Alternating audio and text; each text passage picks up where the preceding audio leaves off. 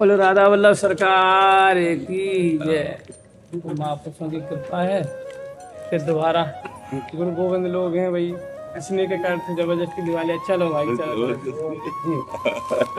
मर्जी। ये सब गुरु गोविंद हैं, किसी से व्याकरण पढ़े, किसी से भागवत, किसी से रामायण, इन सबके स्नेह के कारण से आपके हाँ जो जी सब जगह से आए, मान लो सब जगह से आए हैं और सब किसी से हम साधना सीखे, किसी से अध्ययन किए और नाम बताने में तो बहुत समय लग जाएगा। ये समझ लो ये सभी महापुरुष दूध के समान पवित्र और जल के समान निर्मल है महाराज जी। फिर इनके प्रति भी संसारी लोग दोष देखे हमारे जी। और दूसरी बात कुछ गुरुभाई लोग आपस में गद गद्दी प्रतिष्ठा के चलते, प्रतिष्ठा के चलते आपस में विवाद कर लेते हैं। तो माँ जी उसके लिए थोड़ा हाँ, हमारी सबसे प्रार्थना है कि गुरु की आंतरिक संपत्ति के लिए हम शिष्य बनते हैं। अगर गुरु की बाह्य संपत्ति गुरु प्रसाद से मिल जाए, गुरुदेव स्वयं दे दें, तो हम सेवक बनकर उनकी आज्ञा का पालन करने के लिए सेवकाई रूप से हम स्वामी कभी न बने। और जो गुरु की संपत्ति पर नजर करते हैं वो गुरु पत्नी गामी का अपराध प्राप्त करते हैं।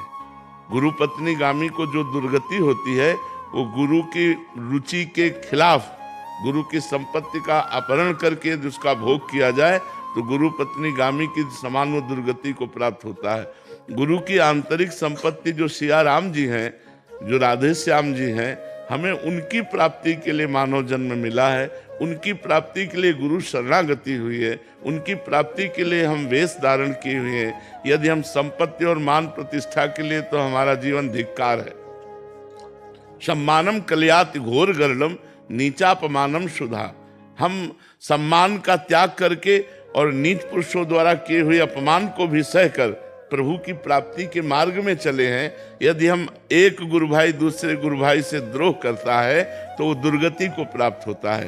क्योंकि चाहे आज वैष्णव बना हो या कल वैष्णव बनेगा, वो नमन योग्य है जो गुरु की शरण में आ गया। और गुरु जी अपनी संपत्ति जिसको चाहे दे दे, लुटा दे, हमारा अधिकार नहीं है। अगर गुरु जी ने किसी गुरु भाई को संपत्ति दे दी तो हम उसकी सेवकाई करेंगे, ना कि उससे वैर करेंगे, क्योंकि गुरु जी ने उसको योग्य चुना है। हम उससे वैर करके यदि संपत्ति हड़पते हैं तो गुरु पत्नी गामी का अपराध लगता है और दुर्गति होती है।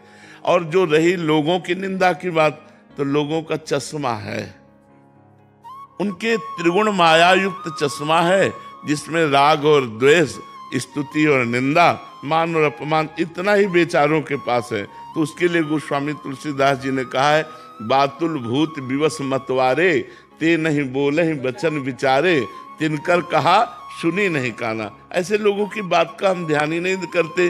जो विषयी हैं, जो माइक हैं, जो प्रभु से विमुख हैं, वो तो कुछ भी कह सकते हैं। लेकिन जो प्रभु के सन्मुख हैं, प्रभु के जन हैं, उनसे यदि हम द्रोह करें तो दुर्गति पक्की। इससे बड़ा कोई अपराध नहीं। विश्व में हर अपराध का मार्जन है, लेकिन संत द्रोह का सिर्फ वही संत मार्जन कर सकता है, दूसरा कोई नहीं कर सकता। जैसे अम्बरीश जी से द्रोह किया संत दुर्वासा जी ने, तो भगवान का एक व्रत है कि कोटि विप्र बदला गए जाहू, आए शरण तजो नहीं ताहू। लेकिन भक्त का अपराध करने के कारण भगवान ने सीधा जवाब दे दिया, अहम भक्त पराधीनो असुतंत्र।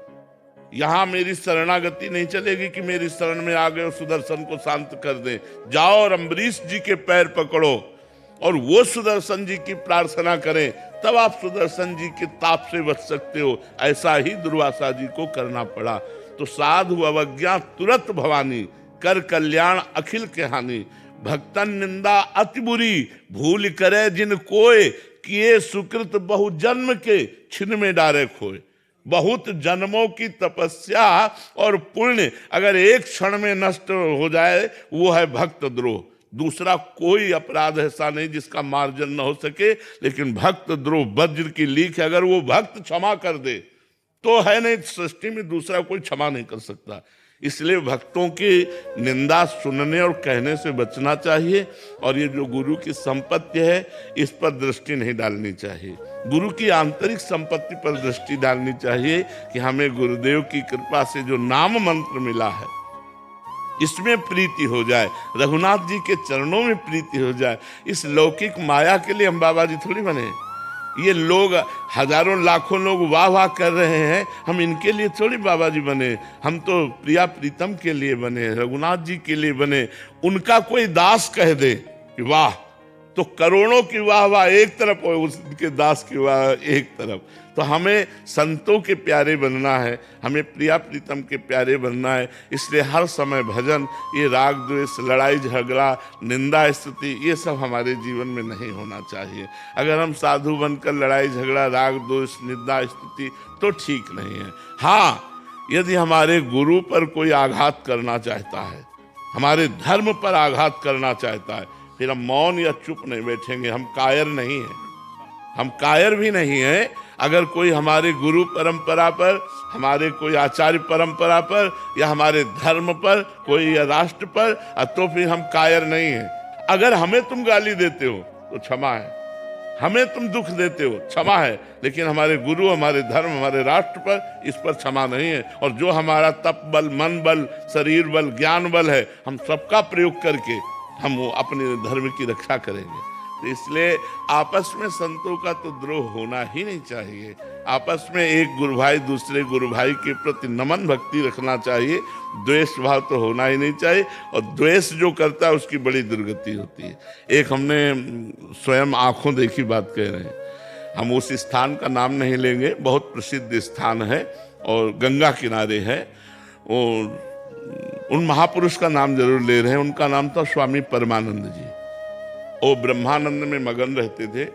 तो एक बहुत माइंडेड आदमी, मास्टर थे वो, उनका वो शिष्य बने संपत्ति देखकर, और उन्होंने बहुत जल्दी प्रोग्रेस किया सबको हटाने का, और वो नजदीक पहुंच चुके महाराज जी की सेवा में। एक बनावटी श्रद्धा होती ना, संत सरल चित जगत हित, वो तो सरल चित होते। अब वो 24 घंटे में एक बार भांग छानते थे। संतों की अपनी अपनी मौज होती है, संतों की मौज होती है, हाँ अलग अलग मौज होती। तो इतनी भांग छानते थे, तो भांग में विष मिलाया, संखिया, और ऐसे रख दिया। तो उन्होंने ऐसे उठाया, और सिद्ध संत थे ऐसे, और कहा जगदीश्वरानंद को बुलाया जाए। तो और शिष्य सब थे, जगदीश्वरानंद को बुलाया, तुरंत सबको बाहर किया और कहा बच्चा ये हमारे लिए। कांप गए। तो उन्होंने खप्पर में घोरा और हरिओम पूरा पी गए। उन्होंने कहा कि अरे गुरु जी बोले पिलाने के लिए तो तूने रखा है। और 7 दिन पद्मासन में बैठे रहे, और रोज बुलाते उसको, कहते देख तेरे जहर का कोई प्रभाव पड़ा, देख तेरे जहर का कोई प्रभाव। और ये कोई नहीं जानता था। 7वें दिन कहा अब मैं अपना शरीर अपनी इच्छा से त्यागता हूं, तेरे जहर से नहीं। जो ही उन्होंने संकल्प किया, पूरे शरीर में जहर फैल गया, पूरा नीला शरीर पड़ गया, शरीर छूट गया। उस व्यक्ति को देखा गया कि जैसे पानी आता है और दरारें पड़ जाती है ना मिट्टी में पानी जाने के बाद, ऐसे शरीरों में दरारें पड़ गई और मवाद चूने लगा। और वो चीख चीख के कहता गुरु को जहर देने के कारण मेरी दुर्दशा हो रही, कोई बचा लो। चिल्लाता रहता रात दिन, पलकें ऐसे फैल गई, मवाद निकले। अब वो दुर्गति पूछो मत, तड़प तड़प के रात दिन, हमें लगता है उस दिन से उसको नींद नहीं आई होगी, उस दिन से उसने चैन से भोजन नहीं किया होगा। संत द्रोह बड़ा भयानक है, ये सर्वनाश कर देता है। इसलिए चाहे गुरु भाई से हो या किसी अन्य संत से हो, कभी द्रोह न करे। वो गाली दे तो भी चरणों की तरफ ही झुके, संतों की चरणों की तरफ झुकने में ही मंगल है। और जो संत निंदा करते हो तो बेमतलब अपना नाश कर रहे हैं, बेमतलब अपना नाश कर रहे हैं। जो संत निंदा करते हैं ना, वो बेमतलब अपना नाश। ये भगवान के पार्षद हैं, इन पर हमारे दोष दर्शन करने का अधिकार नहीं है। अगर ये दोष है इनमें कोई, तो रघुनाथ जी जाने, वो ठीक करे। हम तो इनके चरणों को केवल नमस्कार करते हैं कि भगवान के दास हैं, ऐसे चलना चाहिए। योग कई प्रकार के बताए गए, तो सत्य को कौन सा योग करना चाहिए? नाम योग, भगवान का सुरत योग, कि हर समय भगवान के नाम स्मृति में हम डूबे रहें। सब साधन कर या फल सुंदर, प्रभुपद पंकज प्रीति निरंतर। ज्ञान मार्ग में चित्त वृत्तियों का परमात्मा में आत्मा में लय है। योग मार्ग में चित्त वृत्ति का निरोध करके परमात्मा के चिंतन में डूबना है, और भक्ति मार्ग में भगवान के मधुर नाम कीर्तन और नाम स्मरण में डूबना है। भगवद स्मृति ही हमारा जीवन है। तदर्पिता अखिलाचारिता तद स्मरणेन परम व्याकुलतेति। देवर्षि नारद जी आचार्य भक्ति के, उन्होंने तद विस्मरणेन परम व्याकुलतेति, त्रिभुवन की राजलक्ष्मी देने पर भी जो आधे पल के लिए अपने प्रभु का स्मरण नहीं छोड़ता, वही महाभागवत है, वही संत है। सबसे बड़ा योग है भगवान का सुमिरन योग, सुरत योग, भगवान की स्मृति। महाराज जी, मनक्रम वचन छाड़ी चतुराई जी, अपने व्यक्तिगत के लेकर कह रहा हूँ, आपसे निवेदन कर रहा हूँ। हम बहुत प्रकार से प्रयास करते हैं, पर चतुराई जा नहीं पा रही, इस पर थोड़ी कृपा करते हैं। महाराज जी, चतुराई क्या है हमें केवल समझना है। चतुराई क्या है? हम भगवान के नाम का आश्रय लेकर के अपनी जो इच्छाओं की पूर्ति चाहते हैं, अपनी मान प्रतिष्ठा चाहते हैं, अपना यश चाहते हैं, यही चतुराई है। चौथी भगत मम गुनगन करे कपट तज गान। ये जो हम अपना चाहते, यही चतुराई छोड़ने की, सरलता आ जाए, क्योंकि भगवान के हम हैं, इससे बढ़कर हमारा यश क्या होगा। त्रिभुवन में इससे बड़ा कोई पद है? हमारी दास है, इससे बड़ा कोई पद नहीं। ब्रह्मा भी नमस्कार करते हैं हरिदासत्व को, हम उनके दास हैं, इससे बड़ा हमारा कोई टाइटल, कोई पद होगा? राम भजन सो चतुर। हाँ, सबसे बड़ी चतुराई यही है कि अन्य भावों का त्याग कर भगवान का निरंतर हम भजन करें। भजन से सब शांत हो जाता है, एकदम सरल चित्त हो जाता है, एकदम कपट का त्याग हो जाता है। गृहस्थ परिवार में सरकार जो ठाकुर जी की सेवा पूजा करते हैं, वे जन्म छूतक मृत्यु छूतक पर बार बार फोन करते हैं, क्या करें नहीं करें, हम समझ नहीं पाते, क्या बताना? महाराज जी, तस्मात् शास्त्रम प्रमाणम ते कार्य कार्य व्यवस्थित, तो मानना चाहिए, मानना चाहिए। ठाकुर जी को क्या करे हुए उस समय में वो लोग? दूसरी जगह हाँ, समस्या तो फंस जाती है। इसीलिए जो हमारी उपासना है, विधि निषेध नहीं दास अनन्य उत्कट व्रतधारी। हम अपनी उपासना की बात नहीं बोल रहे, हमारी उपासना में तो अगर हम पाएंगे तो श्री जी को भोग लगा के पाएंगे। हमारे घर में कोई पधार गया है तो हमारी श्री जी की सेवा बंद नहीं होगी। हाँ, दूसरे की तिरही में हम भोग नहीं लगाएंगे, लेकिन अपने घर में हम ठाकुर सेवा बंद नहीं करेंगे। हमारे यहाँ का जो मतलब है। हाँ, लेकिन जो सनातन धर्म की मर्यादा के अंतर्गत है, तो जनना सूतक और मरना सूतक इसको माना गया है। सनातन धर्म की मर्यादा में माना गया है। हित धर्म प्रेम धर्म में आगे चलकर इसका विसर्जन हो जाता है, पर सनातन धर्म की मर्यादा में गृहस्थ धर्म में तो माना ही गया है। जैसे माताएं बहनें जब वो मासिक धर्म से युक्त होती तो 3 दिन सेवा ना करें, और कम से कम 11 दिन जो है भगवत सेवा को किसी और के द्वारा करवा ले या और भोग लगा ले। भाई ऐसा, और जब हम इसे प्रेम में लाए, जो हम प्रेम की पद्धति में आए, तो यार हम जी नहीं सकते, हम नहीं जी सकते। अगर हम पानी पिएंगे तो अपने लाडले को भोग लगा के पिएंगे, अगर हम भोजन पाएंगे तो अपने प्रभु को।